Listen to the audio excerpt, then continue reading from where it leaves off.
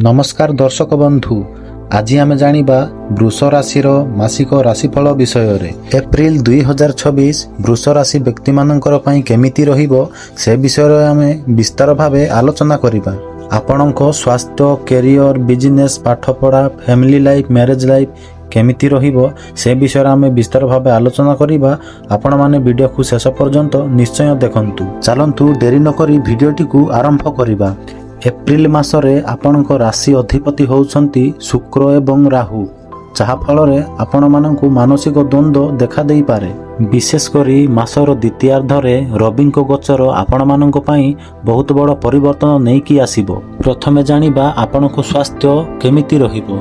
मासर आरंभरे अधिक कार्यभार जोगु मानसिक चाप देखा देबार संभावना अछि। अधिक चिंता करिबा द्वारा निद्राहीनता मध्य देखा देबार संभावना अछि। मासर मध्य भागरे आखिरे समस्या किंबा ठंडा कफर समस्या होई पारे। जेउ मानकर पूर्वरु ब्लड प्रेशर समस्या अछि सेमानक पई एप्रिल 2026 मासटी टिकिए रिस्की रहिबो।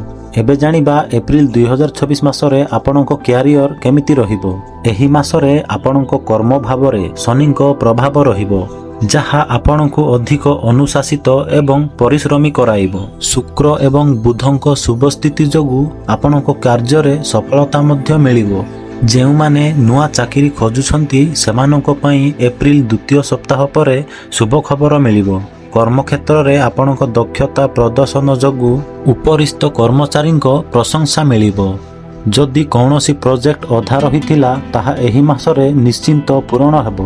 व्यवसायी माननक पई एही समयटी लाभदायक रहिबो। दर्शक बंधु, एबे जानिबा एप्रिल 2026 रे आपणक व्यवसाय क्षेत्र किपरि रहिबो। एही मासरे बुधंकर गोचर आपणक बाणी आउ कौशल को प्रभावित करिबो। बुध हेउछंती व्यवसायर कारक ग्रह, जहांक शुभ दृष्टि आपणको निष्पत्ति नेबा पई साहस बढ़ाइबो। जदि आपण माने व्यवसाय को बढ़ाइबा पई चाहुछंती तेबे एप्रिल 15 तारिख परे आरंभ करंतु, काहेकिना एप्रिल 15 तारिख परे समयटी अनुकूल रहिबो। पार्टनरशिप रे व्यवसाय करुथिबा व्यक्ति माननकु सतर्क रहिबाकु पड़िबो। कौनसी विषय को नहीं जुक्तितर्क हेबार संभावना अछि, तेणु देखि चाहि निष्पत्ति नेबाकु सतर्क दिया जाउछि। एही मासरे आपणक पुरुणा बकेया अर्थ फेरी पाइबार जोग रहिछि। विशेष करी कला, फैशन, ग्रोसरी किंबा टेक्नोलोजी एही व्यवसाय मानक गुड़िकरे अधिक लाभ मिलिबो। एबे जानिबा एप्रिल 2026 रे आपणक आर्थिक स्थिति किपरि रहिबो। एही मासरे आपणक राशि द्वादश भावरे राहुंक अवस्थान रहिबो, जहा फलरे अधिक खर्च बढ़िबो। किंतु एकादश भावरे शुक्रंक शुभ दृष्टि जोगु आयर नुआ मार्ग खोलिबो।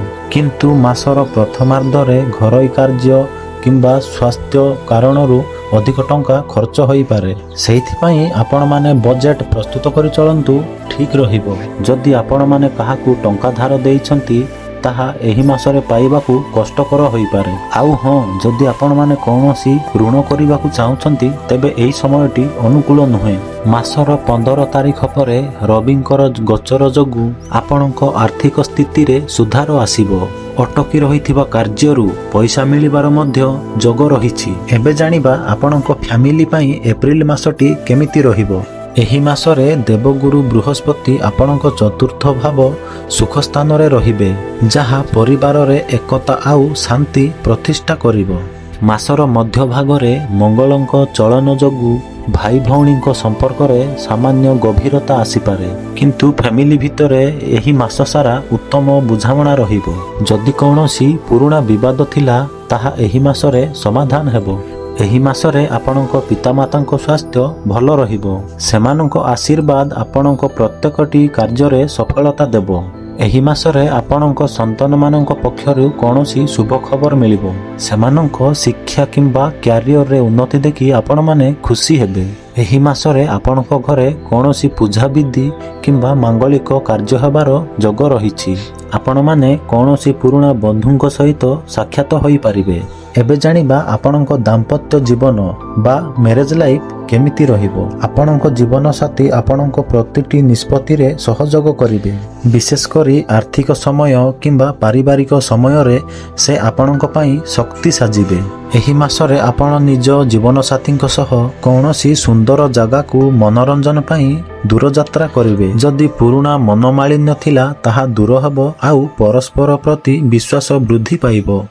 ଘରର କୌଣସି ଗୁରୁତ୍ୱପୂର୍ଣ୍ଣ କାର୍ଯ୍ୟରେ ଜୀବନସାଥୀଙ୍କ ପରାମର୍ଶ ଲାଭଦାୟକ ହେବ। ଏବେ ଜାଣିବା ଏପ୍ରିଲ 2026 ମାସଟିକୁ ଅଧିକ ଶୁଭମୟ ଆଉ ସଫଳତା କରିବା ପାଇଁ କ'ଣ କରିବେ। ବୃଷ ରାଶିର ଅଧିପତି ହେଉଛନ୍ତି ଶୁକ୍ରଦେବ।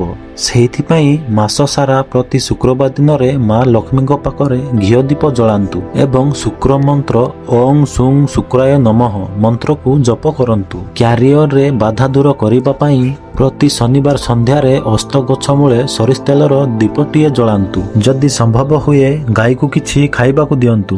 ଏହା ବୃଷ ରାଶି ପାଇଁ ସବୁଠାରୁ ଭଲ ପ୍ରତିକାର। ତେବେ ଦର୍ଶକ ବନ୍ଧୁ, ଏହା ଥିଲା ବୃଷ ରାଶି ପାଇଁ ଏପ୍ରିଲ 2026ର ମାସିକ ରାଶିଫଳ।